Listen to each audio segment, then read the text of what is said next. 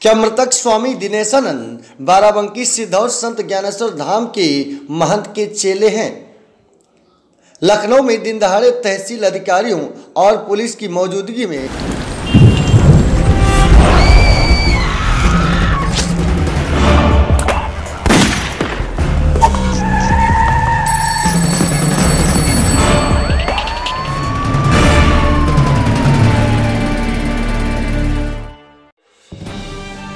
नमस्कार, मैं हूं ध्रुव गोस्वामी। वैशाली एक्सप्रेस न्यूज में आपका स्वागत है। बड़ी खबर मिल रही बाराबंकी से। आपको बता दें कि एसपी सतीश कुमार को निलंबन की कार्रवाई की जा सकती है। जी हां, आपको बता दें डीजीपी ने चुनाव आयोग को पत्र लिखकर एसपी सतीश कुमार के निलंबन की मांग की है। आपको बता दें कि डीजीपी ओपी सिंह ने चुनाव आयोग को पत्र लिखकर एसपी सतीश कुमार के खिलाफ निलंबन की कार्रवाई की संस्तुति की मांग की है। जी हां, बड़ी खबर बाराबंकी से। आपको बता दें विश्वास ट्रेडिंग कंपनी में 65 लाख रुपए जांच के नाम पर इनकी भूमिका संदेह के घेरे में है, तो बड़ा आरोप।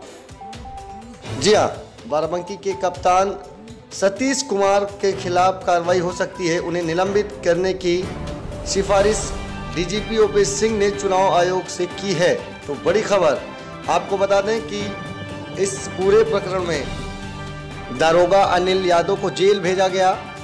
जहां विश्वास ट्रेडिंग कंपनी के मालिक द्वारा शिकायत की गई थी और इसमें 65 लाख रुपए जांच के नाम पर लेने का आरोप था और इसी जांच में एसपी की भूमिका संतोषजनक नहीं थी इस जांच में, और इसके बाद अब कार्रवाई की मांग की गई है।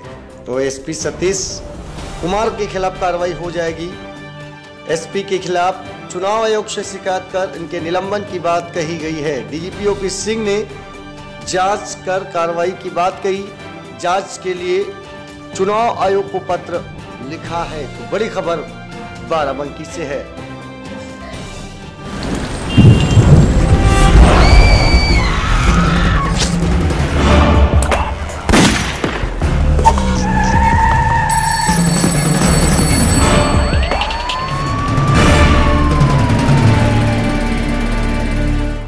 देश में एक बार फिर दबंगों के कहर से कानून व्यवस्था पर सवाल खड़े हो गए हैं।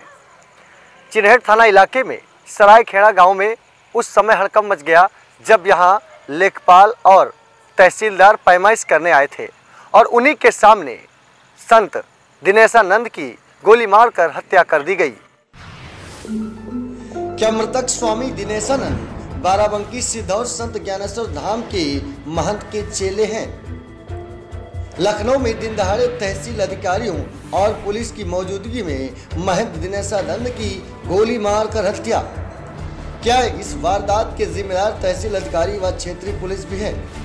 क्या पुलिस और तहसील के अधिकारियों की मिलीभगत से यहां कब्जा हो रहा था या ग्राम समाज की जमीन पर था या कुछ और?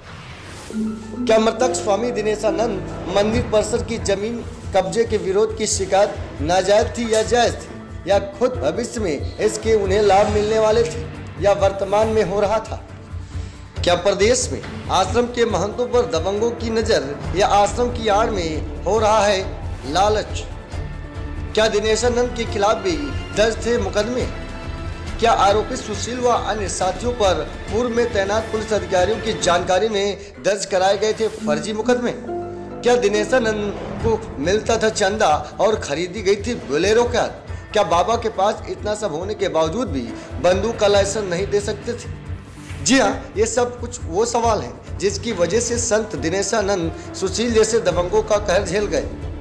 दिन दहाड़े हुई इस घटना के बाद जाहिर है संत दिनेशानंद की शिकायत से आजित आरोपित सुशील एक साथ 6 गोलियां दागी, जिससे उनकी मौके पर मौत हो गई। वही दबंगों के हाथ न जमीन आई और न ही पैसा, यानी अगर प्रॉपर्टी डीलिंग का सपना सलाखों के पीछे वो देख रहे थे तो उनका पूरा हो गया। ध्रुव गोस्वामी, वैशाली एक्सप्रेस न्यूज, लखनऊ, उत्तर प्रदेश। जांच शुरू कर रही है। आपको दिखाते हैं जहां पर यह वारदात हुई और वहीं पर ये कब्जे को लेकर विवाद चल रहा था। देख सकते हैं ये वो खंभा है थोड़ी दूर पर, चूँकि रात का समय है इसलिए बहुत ज़्यादा क्लियर नहीं दिखाई दे रहा है।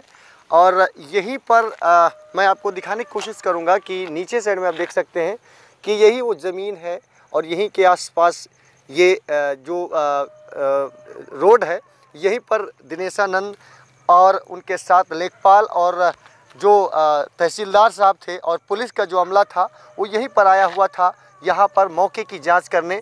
और चूँकि दिनेशानंद ने इससे पहले मंगलवार को शिकायत की थी जिलाधिकारी से और तभी इस का संज्ञान डीएम ने लिया और डीएम के आदेश पर यह कार्रवाई शुरू हुई। लेकिन पता नहीं था कि दिनेशानंद की जब वो अपने तहसीलदार के साथ यहाँ ज़मीन की पैमाइश कराने आएंगे तभी उनकी गोली मार दी जाएगी। और इस वारदात में 2 लोगों को गिरफ्तार किया गया है। बताया जा रहा है कि इन्हीं लोगों ने हत्या को अंजाम दिया है। राजधानी लखनऊ गोलियों की तड़तड़ाहट से एक बार फिर दहल उठा। तहसील मजिस्ट्रेट व पुलिस की मौजूदगी में महंत की गोली मारकर हत्या कर दी गई, जबकि चालक घायल हो गया। वारदात के बाद असलहा बरामद हो गया है। वहीं क्राइम ब्रांच की 5 टीमें जांच कर रही हैं। दिन दहाड़े हुई इस वारदात के बाद इलाके में दहशत का माहौल है, जबकि वारदात के आरोपियों को 2 गिरफ्तार कर लिया गया है। बुधवार को करीब 12:30 बजे चिन्हट थाना इलाके के सतरिक रोड पर स्थित सराय शेख में शिव जी के मंदिर परिसर के पुजारी दिनेशानंद को बदमाशों ने पूरे शरीर में 6 ताबड़तोड़ गोलियां दाग दी, जिससे उनकी मौके पर मौत हो गई, जबकि मृतक दिनेशानंद का चालक घायल हो गया है। घटना उस वक्त हुई जब दिनेशानंद की शिकायत के बाद मंदिर परिसर और आसपास कब्जे की पैमाइश करने में तहसील व पुलिस प्रशासन के अधिकारी मौके पर गए थे।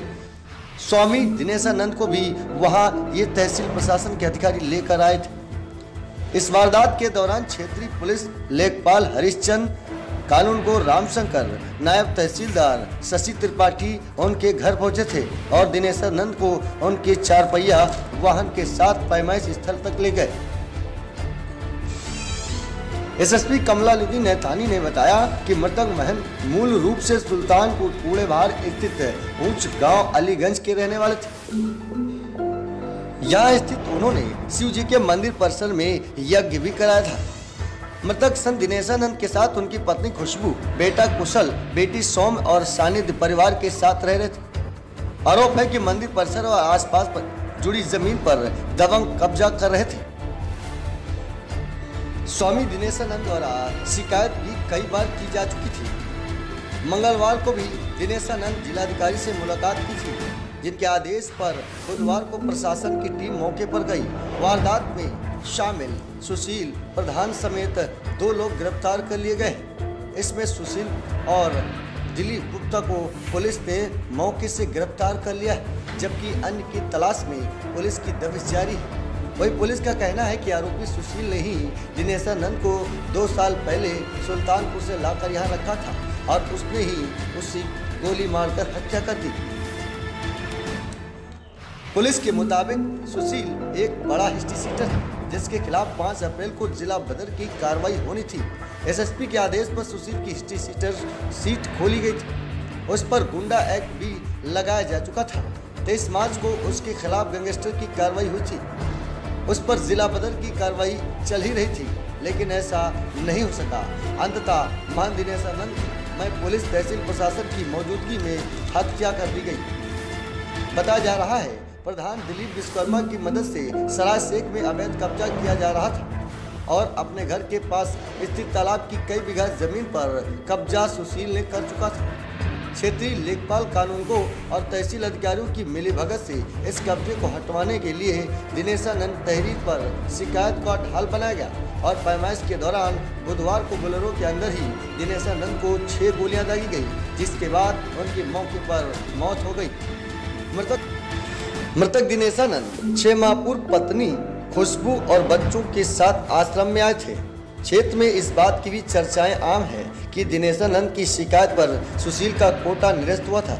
पत्नी खुशबू का आरोप है कि उनके पति की हत्या क्षेत्रीय लेखपाल, तहसील प्रशासन, नायब कानूनगो और पुलिस ने घर बुलाकर करवाई,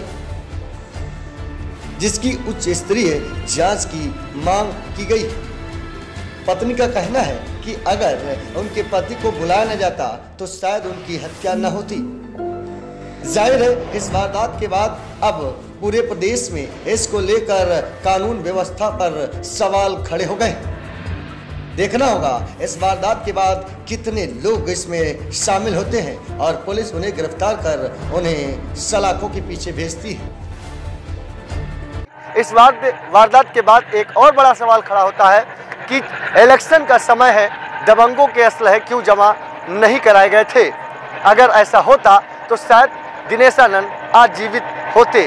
वही इस वारदात के बाद ये बात भी सामने आ रही है कि ये कब्जा अकेले दिनेशानंद के शिकायत के बाद कार्रवाई हुई और ये कब्जा आज से नहीं बल्कि कई दिनों से, कई सालों से था और इसी वजह से आज ये वारदात हो गई। शायद पहले प्रशासन चेत जाता तो आज ये वारदात भी न होती। ध्रुव गोस्वामी, वैशाली एक्सप्रेस न्यूज़, लखनऊ, उत्तर प्रदेश।